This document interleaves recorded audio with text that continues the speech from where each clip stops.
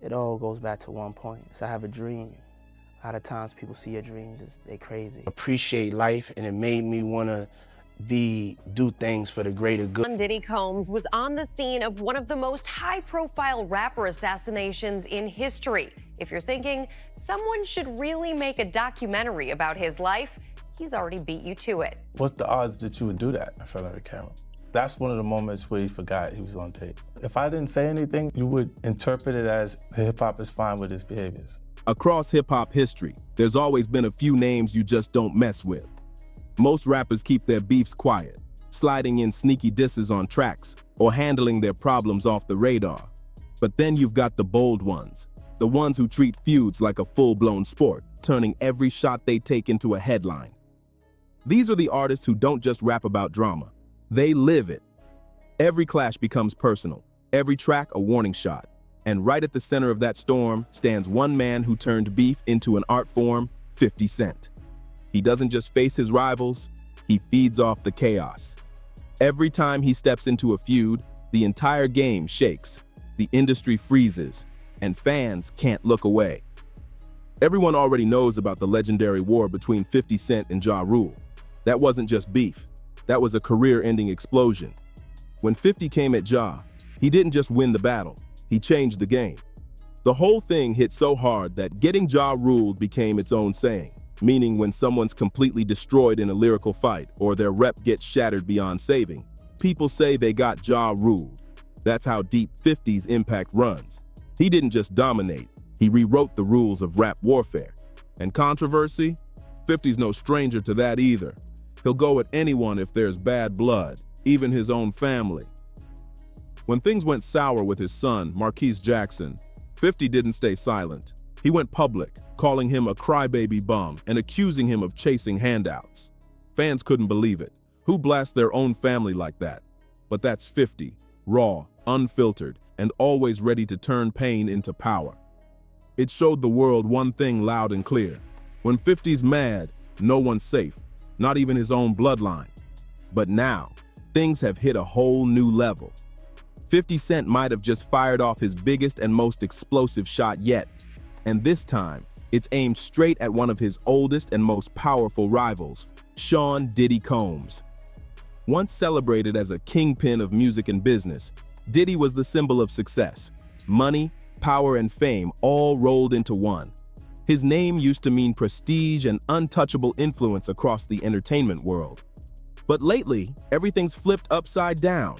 Diddy's reputation has taken a massive hit with wave after wave of accusations and shocking stories surrounding him.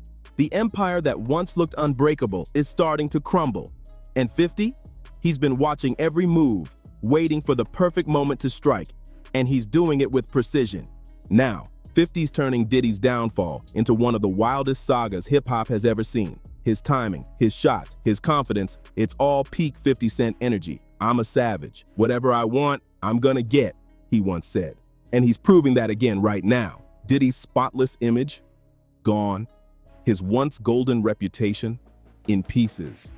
The man who once ruled music, fashion, and business is now surrounded by controversy. And the sparkle that used to follow him everywhere seems to be fading fast. The game has changed. And 50 Cent standing right in the center of the chaos, once again proving that in hip-hop, no one plays the feud game like him. Plenty of people have tried to pick apart the shocking downfall of Diddy, from interviews to endless documentaries spilling wild details about his life of lies, betrayal, and luxury gone wrong. Some projects went so deep into his world, the stories sounded too crazy to be real. Secret feuds, strange habits, and rumors that had fans talking non-stop. But none of them hit as hard as the latest Netflix bombshell shaking up the culture right now. The 4-part series titled Sean Combs, The Reckoning. This explosive documentary isn't just any retelling, it's executive produced by 50 Cent himself, and fans are calling it the most damaging and revealing deep dive ever made about Diddy's world. It's intense, emotional, and built like a puzzle. Every piece connects to the next, all leading straight to the chaos surrounding Diddy today. The storytelling is razor sharp and packed with jaw-dropping revelations that keep you glued to the screen. This isn't just another doc. It's one of the most powerful, well-crafted deep dives hip-hop's ever seen. It weaves old scandals with fresh drama, showing exactly how Diddy's empire began to crumble and how his past just keeps haunting him, crashing right into his present. But before breaking down Netflix's most talked about doc, we've got to rewind and see how this wild feud between 50 Cent and Diddy even started. Right from the jump. When 50 first stepped into the rap game, he came in swinging. His breakout track, How to Rob, 1999, was a declaration of war, a lyrical stick-up that shook the entire industry. In it, 50 didn't hold back, calling out the biggest names in hip-hop, even Diddy himself. It wasn't just a diss track, it was a warning shot. That record told everyone that 50 wasn't scared of anyone, no matter how powerful they were. But before 50's legend really exploded, he faced one of the most infamous moments in hip-hop history, the day he got shot 9 times and survived. That near-death experience changed everything. It gave him that gritty voice, that fearless energy, and a whole new image. The mark of a survivor who refused to break. Fans could feel that pain and power in his music, turning 50 into a living symbol of toughness and resilience. From that moment on, he wasn't just a rapper, he became a cultural icon. His story inspired millions and proved that nothing could take him down. By the early 2000s, 50 finally crossed paths with Diddy, and that meeting opened a new chapter in their complicated history. According to 50, during those days he was ghostwriting for Puff, crafting bars and hooks that supposedly made their way into Diddy's own music. It wasn't just a wild rumor either. Former Bad Boy and Def Jam rapper Shine later confirmed it, backing up 50's story publicly. That revelation made people look at their connection differently, realizing there was once some creative crossover before the drama took over. But things didn't stay friendly for long. Shine, who once vouched for 50's ghostwriting, ended up beefing with him later on, even throwing shade by calling 50's a federal informant. Still, back in the early days, 50 was just starting to make waves in New York, while Shine was one of Diddy's key artists under Bad Boy Records. According to 50, he was the one who actually wrote Diddy's verse on the track, Let's Get It. 2 years later, on his Guess Who's Back mixtape, he hinted at it on Not Like Me, dropping the line, "Hoes be like 50, you so witty on the D/ like they heard I ghostwrite for P. Diddy." But 50 didn't stop there. Later that same year, he took another jab on the Bad Boys 2 soundtrack, a project Diddy himself produced, with the line, "I run the city and I don't dance around like Diddy." At that point, their tension was still lighthearted, a mix of jokes and competition. But soon, the vibe shifted. 50 started noticing some strange energy from Diddy, and one story really set fans off. He claimed that early in his career, Diddy once offered to take him shopping. The offer caught 50 off guard.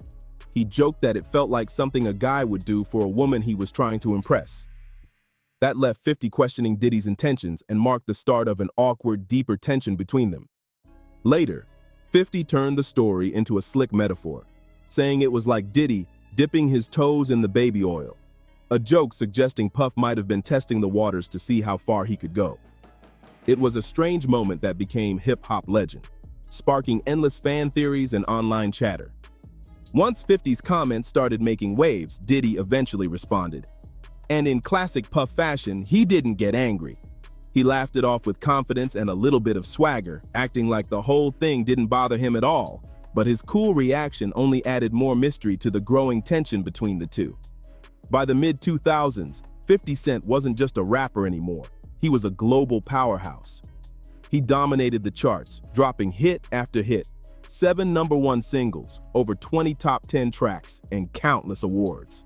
His music, his attitude, his grind, everything about him screamed success. But it wasn't just music. 50 was a businessman with real strategy. He landed massive endorsement deals, launched G-Unit Records, built his own clothing line, and made major investments that turned into millions.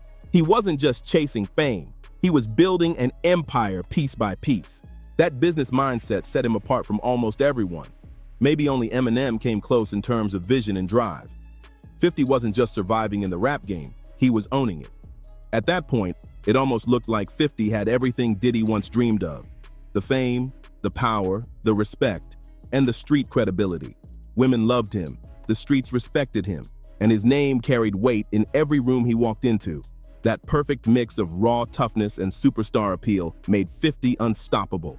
And for someone like Diddy, a man who built his image on being the ultimate boss, watching 50 dominate both the streets and the spotlight must have stung just a little.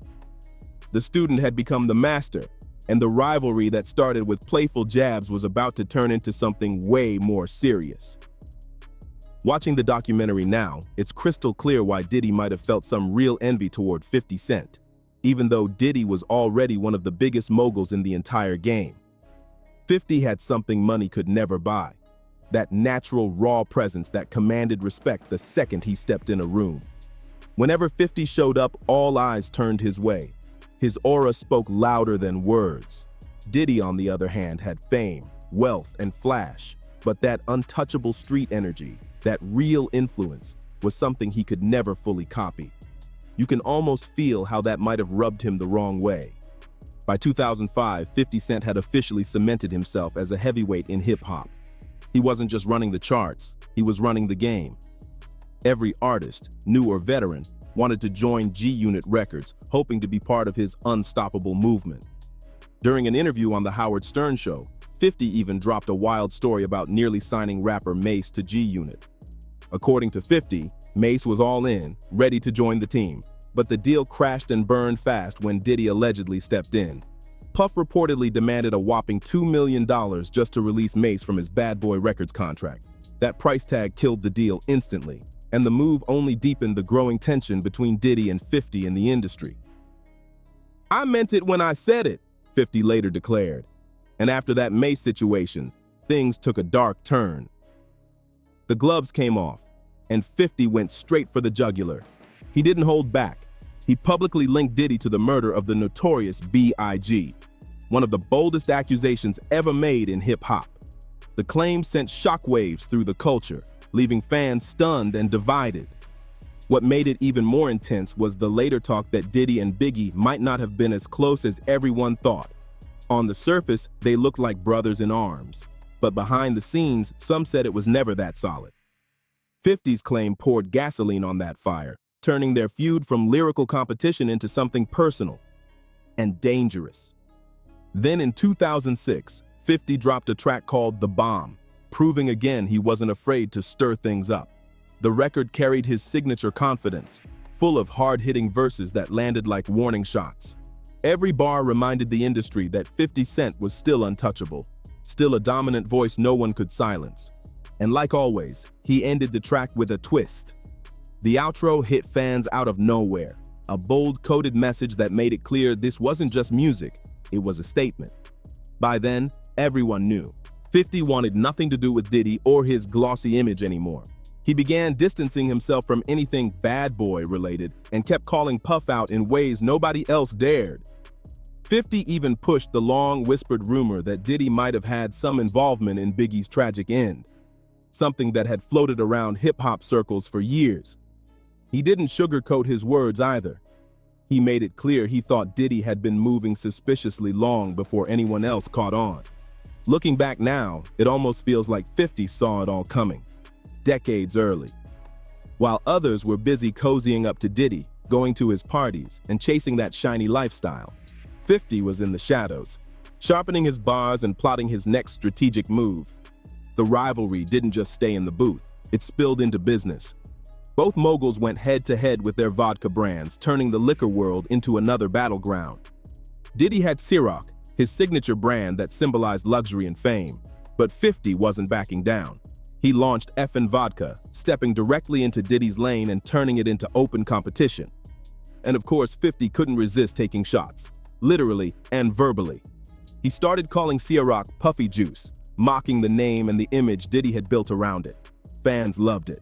The nickname went viral overnight, spreading across social media and giving 50 yet another cultural win. But he didn't stop there. 50 claimed his Effin' Vodka was the superior drink, made from wheat for a smoother, richer taste, while Ciroc, made from grapes, was more about flash than flavor.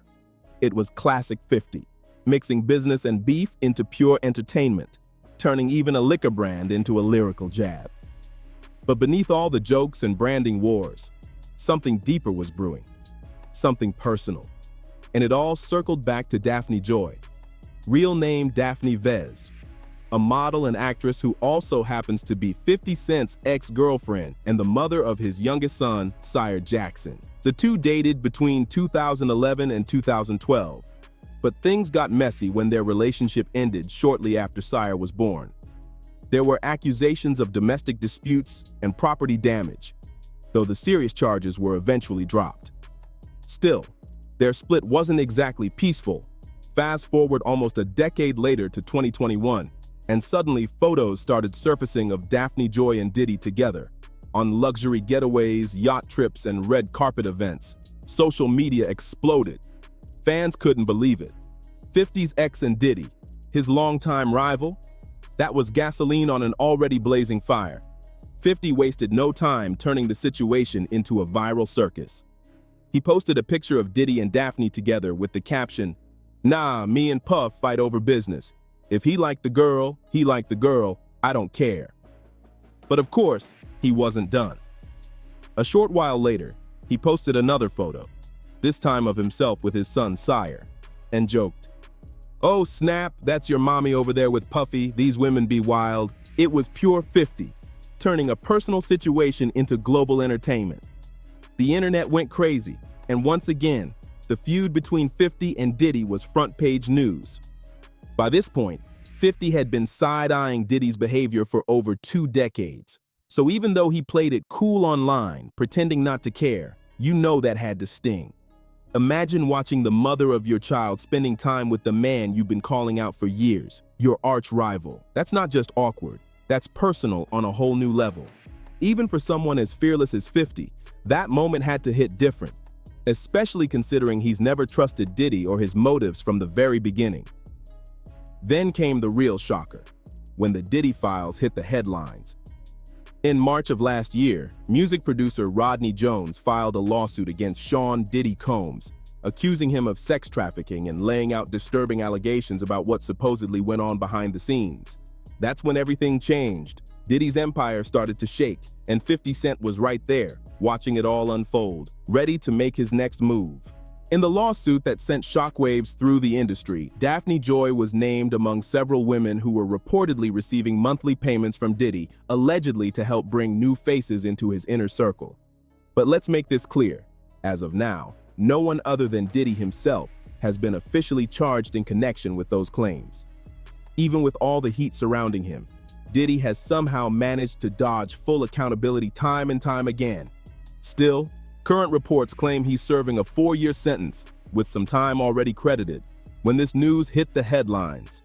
The moment those updates broke, 50 Cent jumped right into the chaos like only he can. His reaction? Classic 50. Blunt, unfiltered, and viral. He stormed social media with a wave of posts going straight at both Diddy and Daphne Joy, leaving the internet in flames. One of his now famous comments read, "I didn't know you as a sex worker, you little sex worker, LOL. Your life's a movie. You moved a mile away hoping to have another baby with me, but I was busy.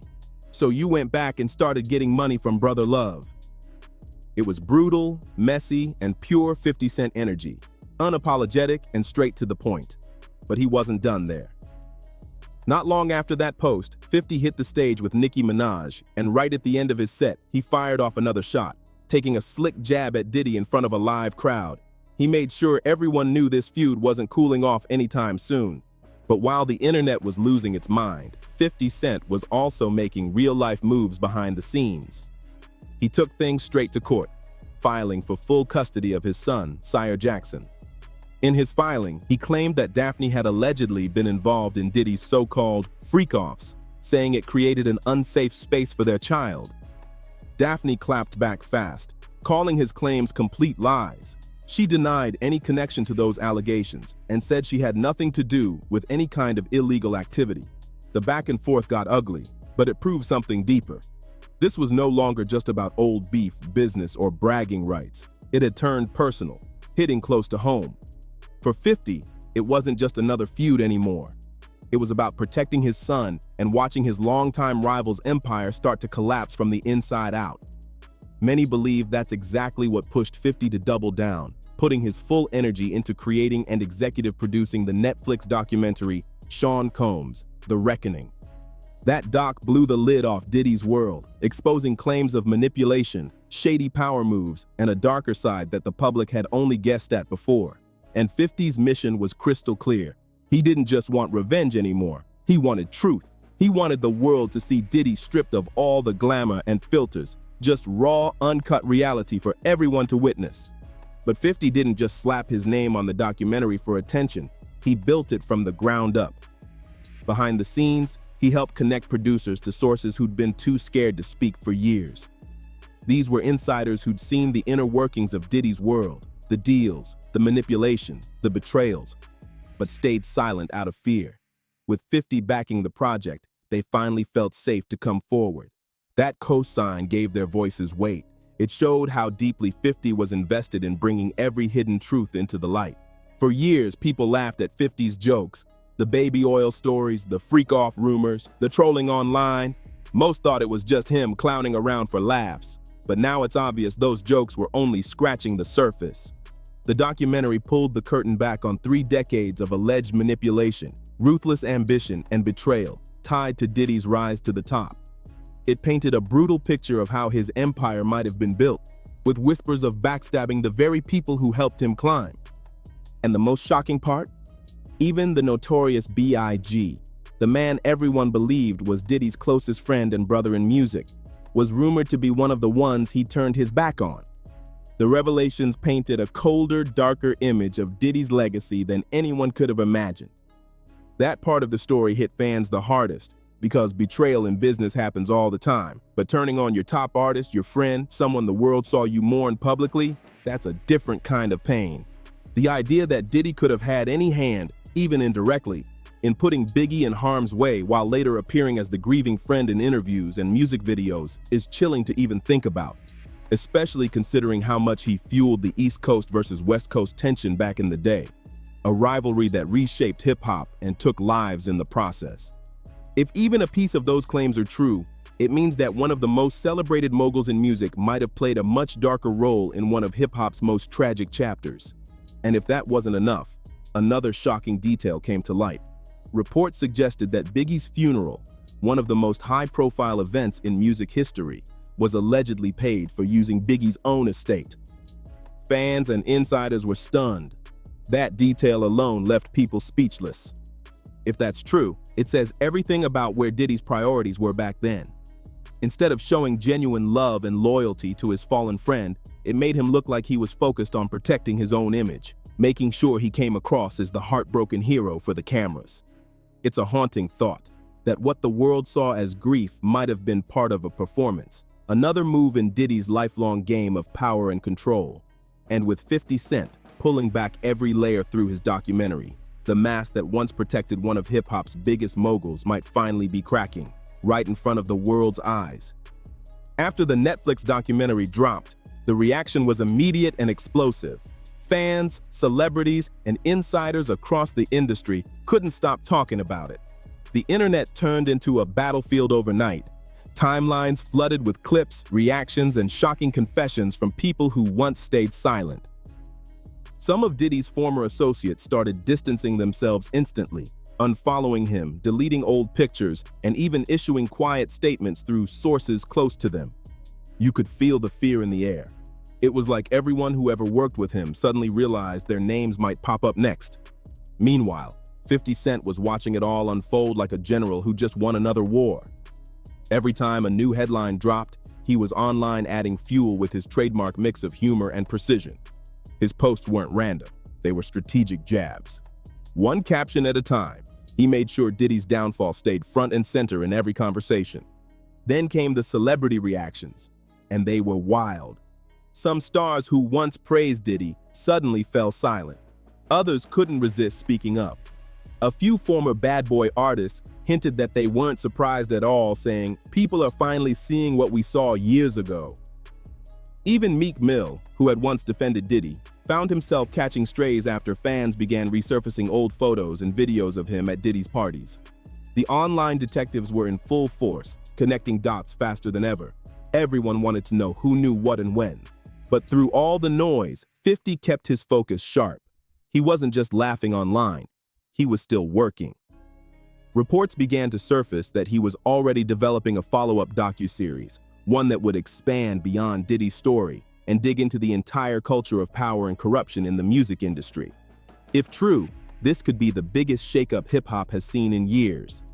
And get this, insiders claim Netflix executives were so blown away by the success of The Reckoning that they greenlit discussions for a second installment almost immediately.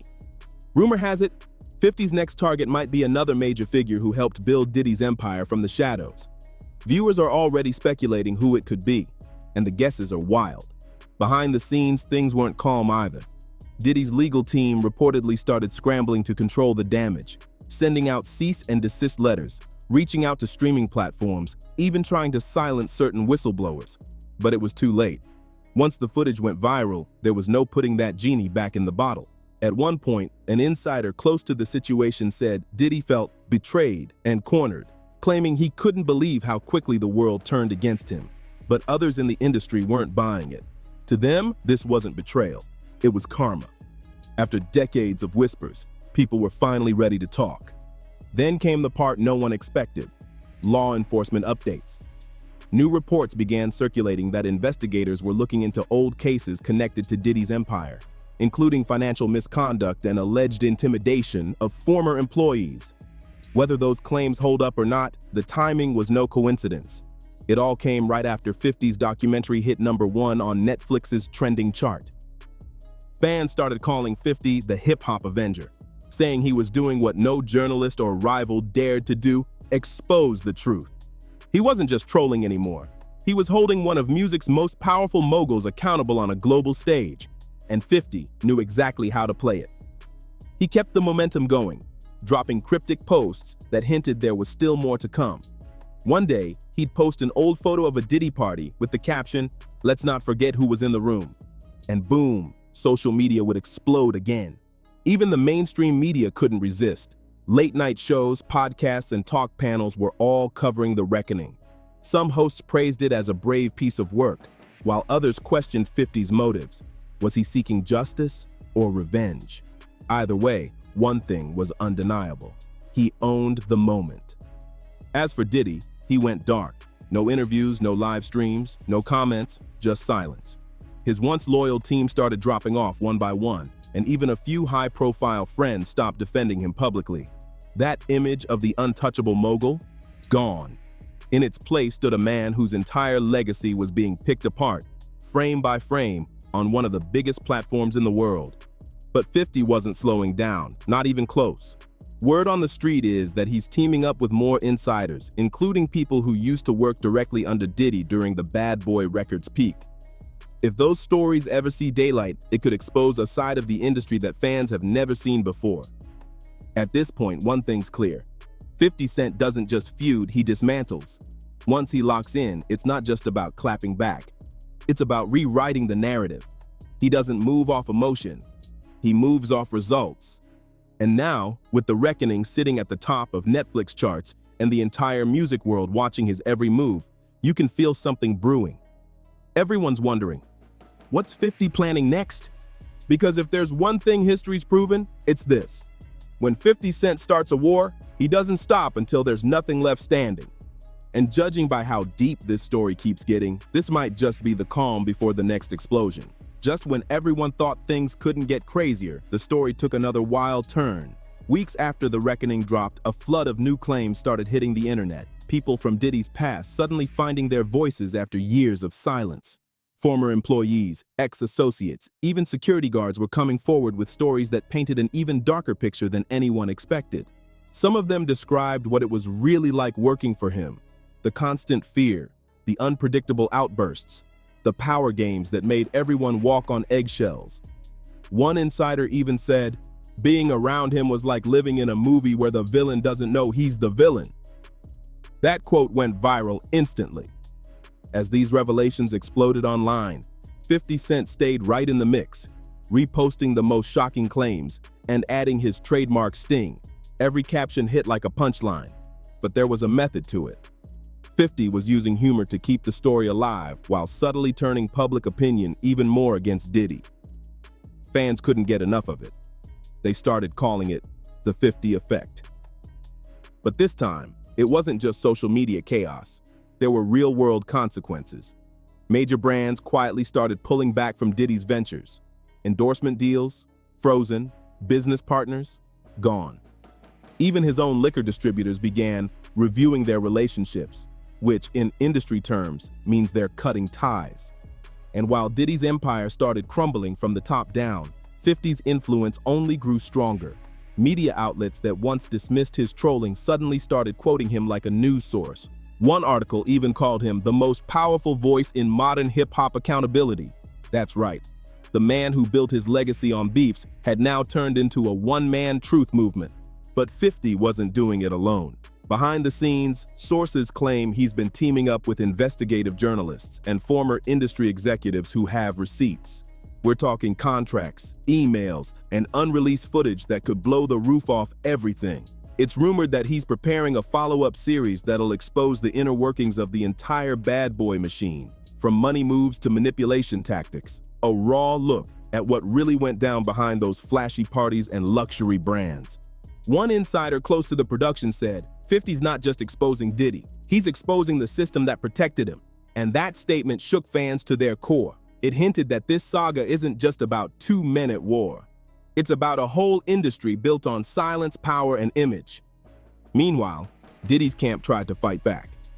His lawyers released a few statements calling the Netflix documentary biased and sensationalized, claiming it ignored the positive parts of his legacy. But fans weren't buying it. The public mood had shifted completely. Every new denial only made people dig deeper, hunt for more evidence, and side with 50 even harder. As the pressure mounted, rumors started swirling that Diddy was planning to release his own tell-all, a documentary from his perspective. But insiders say Netflix refused to back it, and other streaming platforms kept their distance, scared of the backlash. Even networks that once praised him stayed quiet. It was like every door in Hollywood suddenly shut at once. At the same time, 50 was busy expanding his empire in other directions. Reports say he's negotiating a deal for a feature-length movie inspired by the real-life power struggles of the music industry. And while he's not naming names, everyone knows exactly what inspired it. The man's turning decades of beef into box office gold.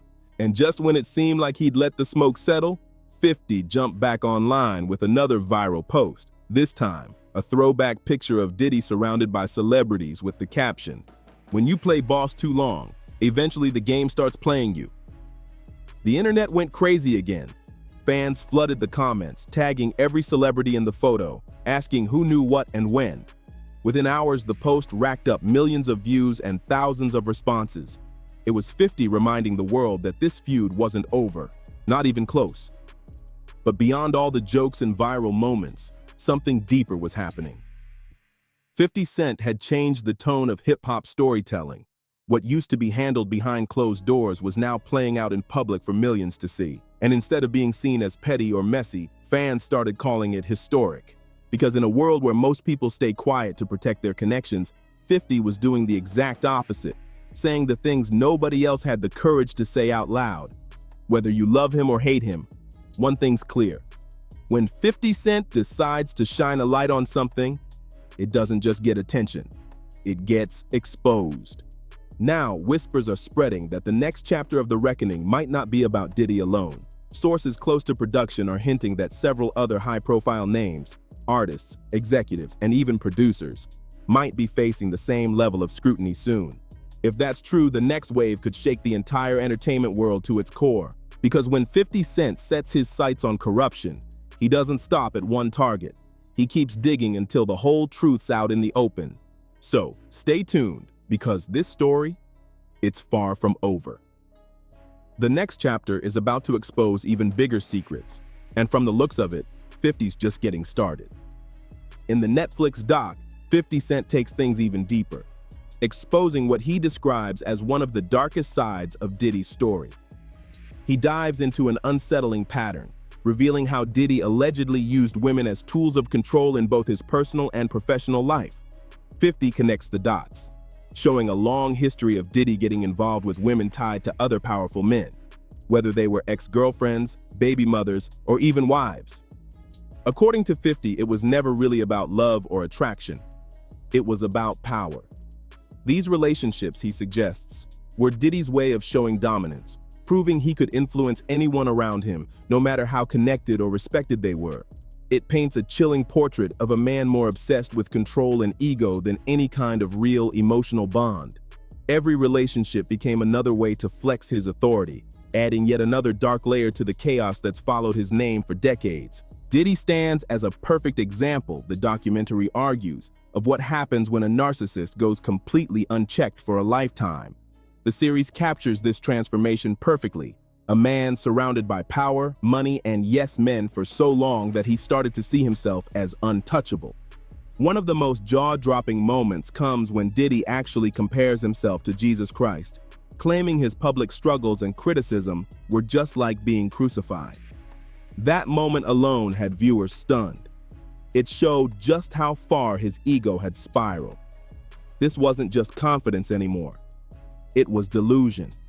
He genuinely seemed to believe he was above everyone, even beyond accountability. It's that mindset, the doc suggests, that explains so much of the chaos surrounding his life today. A belief that no matter what happens, he'll always come out on top. His arrogance reached such wild levels that before his trial, he actually filmed himself, confident that he'd walk free and flip the story in his favor. He reportedly planned to turn that footage into a self-made redemption movie, a documentary that would show him as the misunderstood genius who beat the odds. It was the ultimate display of ego. Instead of facing the possibility of accountability, he was already plotting his victory lap. He truly believed he'd have the last laugh. But this time, things didn't go his way. And that footage, meant to prove his triumph, turned into haunting proof of how deep his self-obsession ran. What was supposed to be Diddy's grand comeback story ended up documenting his collapse, not a resurrection, but a reckoning. Somehow, Netflix got its hands on that very footage he recorded for his "I told you so" moment. No one knows exactly how they got it, but once it aired, the reaction was explosive. That footage showed a side of Diddy no one was ready for: cold, detached, and disturbingly self-absorbed. The documentary didn't just question his decisions. It portrayed a man who had spent decades mastering manipulation, someone who believed he could shape every narrative and control every person in his orbit. Viewers were left stunned, calling him a figure who seemed more like a psychological study than a celebrity. A man who built an empire on charm, fear, and control. If you haven't seen it yet, the 4-part Netflix series Sean Combs' The Reckoning is a must-watch. It's gripping from the very first episode, especially for those who only knew Diddy as the flashy music mogul, not the man behind the headlines. The series stretches across 30 years of his life, connecting every scandal, every power move, and every betrayal like pieces of one massive puzzle. It's raw, uncomfortable, and impossible to look away from. But beyond Diddy's downfall, one message shines through clearly. You don't want 50 Cent as an enemy. When 50 sets his sights on someone, it's game over. His feuds don't fade. They evolve. They grow, twist, and come back stronger every time. Once you're in his crosshairs, that mark doesn't disappear. And right now, Diddy just happens to be the biggest target of them all. If you thought this story was wild, buckle up because it's not over yet.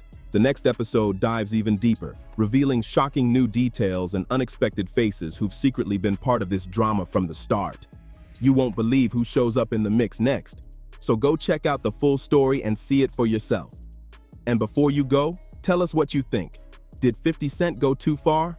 Or was he just exposing the truth the world needed to see? Drop your thoughts in the comments. We want to know how you see this madness unfolding.